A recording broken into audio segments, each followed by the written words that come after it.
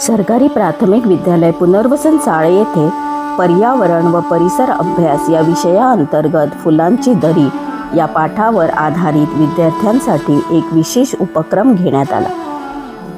या उपक्रमात विद्यार्थ्यांनी तिळाच्या वनस्पतीवरील गुलाबी फुलांचे प्रत्यक्ष निरीक्षण केले, फुलांचे चित्र रेखाटून त्याला रंग भरून शिकण्यात आनंद घेतला।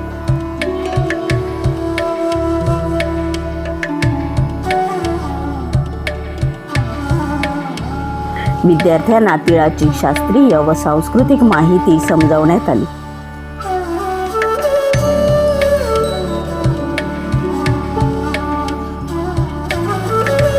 तिळाचे धार्मिक महत्त्व सांगताना त्यांना कळविण्यात आले की श्राद्ध कर्मात तीळ अर्पण केल्यास पितर तृप्त होतात आणि पापाचा नाश होतो। सध्या पितृपक्ष सुरू असल्याने तिळाचे महत्त्व विद्यार्थ्यांना पटवून देण्यात आले।